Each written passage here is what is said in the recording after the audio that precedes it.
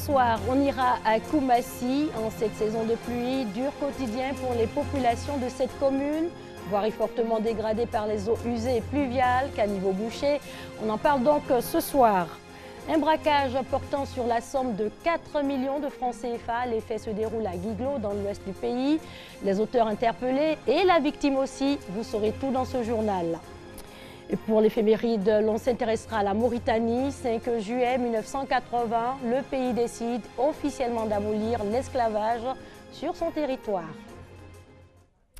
Bonsoir à tous et bienvenue dans cette édition. Voirie fortement dégradée par les eaux usées et pluviales, caniveau bouché, c'est le tableau peu reluisant qu'offre la commune de Koumassi en cette saison de pluie. En plus des difficultés à avoir accès à leur domicile et lieu de travail, les populations sont exposées à la fièvre typhoïde. On fait le point avec Herman Niamien. Ces enfants peuvent jouer en toute quiétude sur cette voie. Ils savent qu'ils ne seront jamais inquiétés par un quelconque automobiliste. La voie est fermée à la circulation il y a maintenant plus d'1 an. C'est pas ici seulement. Il y a 4 grandes voies. C'est, comme on appelle, la ligne 32 qui est là. 32 est coupée, 05 est coupée, 13 est coupée. C'est 26 seulement qui fonctionne actuellement. Koumassi aujourd'hui, c'est pas la peine. Il n'y a même pas de route à Koumassi. Tous les jours, il y a ennui avec les chauffeurs. Surtout quand tu veux aller au campement, vraiment, ça c'est un rang. Ça commence à partir de 14h. Jusqu'à 20h. L'érosion provoquée par les pluies diluviennes a eu raison de la voirie. Or, cette voie est l'une des plus empruntées par les automobilistes dans la commune. C'est même l'itinéraire du bus 32, l'un des autobus les plus sollicités de la Sotra, parce qu'il dessert la commune de Port-Boué en passant par Trècheville, le port autonome d'Abidjan et Vridi. En plus des difficultés d'accès à leur quartier, les habitants sont aussi confrontés aux inondations. À chaque pluie, les maisons sont toutes inondées, sans oublier les nombreuses maladies provoquées par les eaux stagnantes. Fièvre typhoïde, ça finit pas, on soigne, ça finit pas, tout le monde est malade. Venez nous aider. J'ai entré dans chaque coup de ce quartier-là, s'il n'y a rien, c'est au moins 3 à 4 malades dans chaque coup. Et les coumets sont inondés, donc la pluie nous fatigue avec l'eau qui est stationnée là. Une fois dans un trou là, il y a une personne qui est tombée dans ce trou là, en moins de 5 minutes, la personne a rendu l'âme. Le calvaire des populations de Koumassi ne se limite pas à ce carrefour de la pharmacie Saint-François. Les principales artères de la commune sont toutes impraticables. Téné, à Saint-Étienne par exemple, tout comme la voie principale du quartier d'Ivo, seuls les automobilistes les plus audacieux peuvent s'y aventurer, tellement la traversée est pénible. Que dire du carrefour Baragui et de la voie principale de la pharmacie Marais, qui sont devenus de véritables lacs obligeant ainsi les automobilistes à opter pour les ruelles des quartiers. Mais ici encore, que de difficultés. Les jeunes des quartiers ont érigé des barricades pour empêcher le passage des véhicules. Selon les taximètres, il n'y a plus de route quelque part d'autre. Ils sont obligés de ce qu'on appelle s'aventurer dans notre quartier. Au fur et à mesure qu'ils viennent, nous aussi ça les estrade, puisque au fur et à mesure qu'ils avancent, ça ne fait que gâter le quartier. Donc bon. La meilleure solution que nous on a trouvée, puisque nous on va essayer d'arranger le quartier, donc c'est de fermer. Qui barrent, qui rançonnent, qui prennent des jetons, on a oublié de faire avec. Il y a des petites affaires ici, il faut qu'on suive. Et là vous voyez, j'ai ma boulangerie qui est peut-être à 100 mètres, mais je suis obligé de faire près de 500 mètres pour arriver. On n'arrive pas à venir à Koumassi, les clients nous disent à Koumassi, même là on les fuit, même là, comme s'ils ont déposé des bombes ici. Il n'y a même pas de route partout, il n'y a pas de route. Mais qu'est-ce qui a pu bien provoquer cette situation désastreuse dans laquelle se trouve plongée la commune de Koumassi? À Koumassi, il y a plusieurs facteurs. Il y a d'abord que le niveau du sol est plat. Nous avons de l'eau à moins de 50 cm quand on creuse. Et il y a une insuffisance de canaux de drainage des eaux usées et des eaux pluviales. Et puis, toutes les conduites pratiquement des eaux usées sont bouchées. Tous les réseaux souterrains sont bouchés. Si Koumassi est dans cette situation, selon le maire, c'est aussi en partie à cause de l'incivisme des populations elles-mêmes. Elles ont transformé les caniveaux en dépotoirs et en canal d'évacuation des eaux des latrines, ce qui a naturellement bouché l'ensemble des canaux d'évacuation des eaux de pluie. La mairie impuissante devant cette situation ne peut que se contenter de curer les caniveaux. Là encore, il y a problème.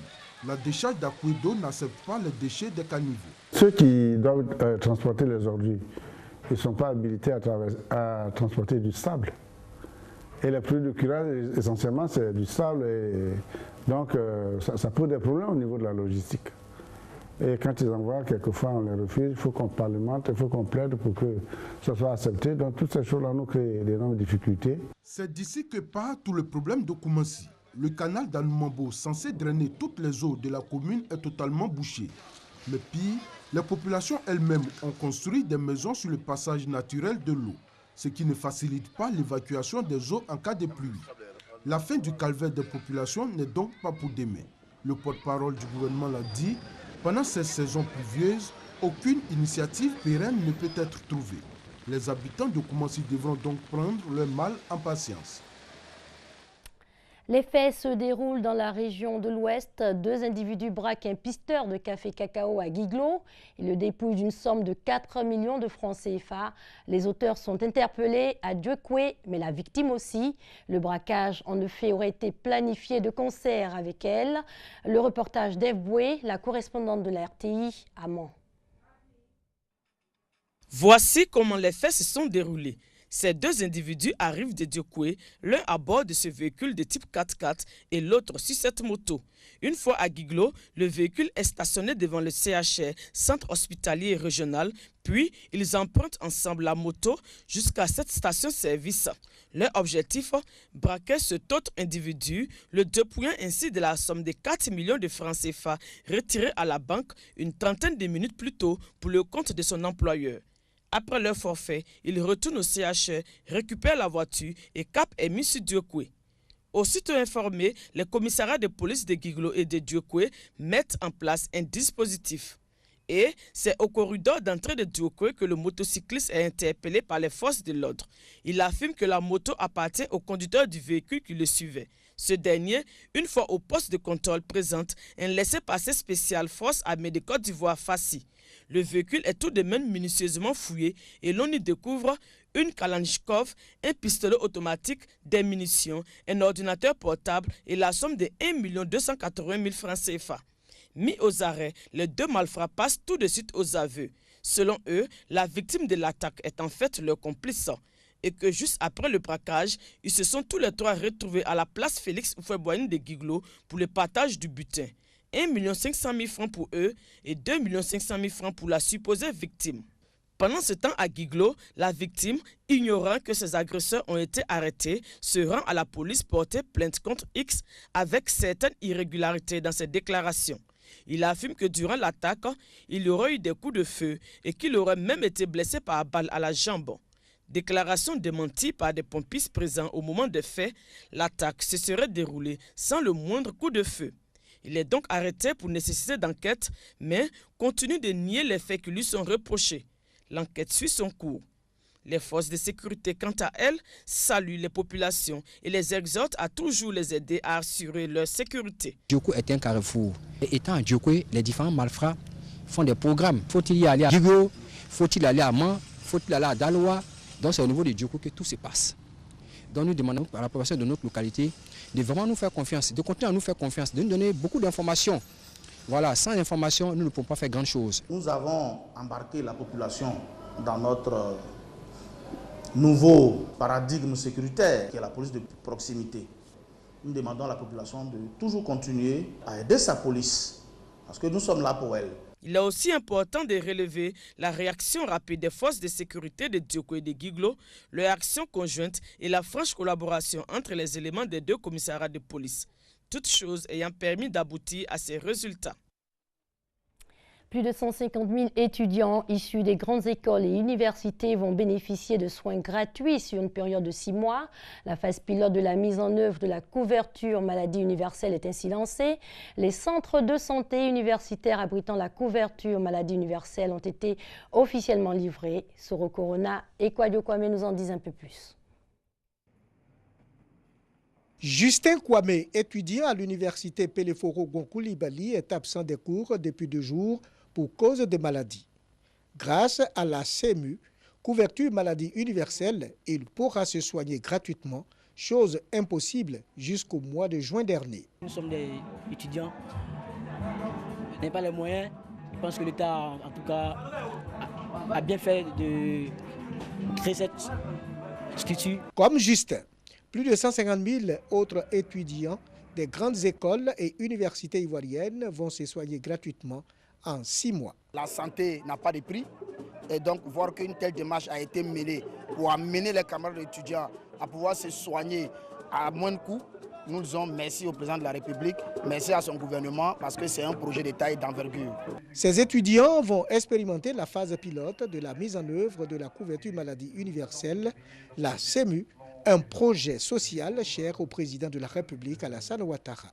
Les centres de santé universitaires abritant la couverture maladie universelle des campus 1, 2 de la cité forestière et du campus des universités Alassane Ouattara de Bouaké et Peleforo-Gon Coulibaly de Korogo ont été livrés par le ministre de l'Emploi et de la Protection sociale, Jean-Claude Kouassi.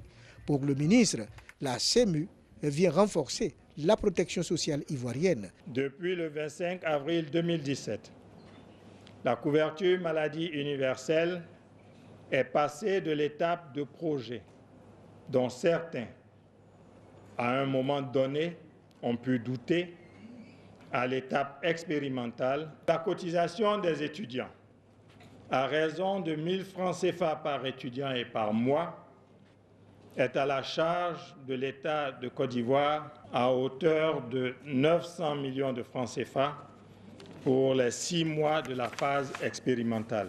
Cette phase expérimentale vise à identifier les obstacles et les procédures à améliorer avant le premier trimestre 2018, date de la généralisation de la couverture maladie universelle.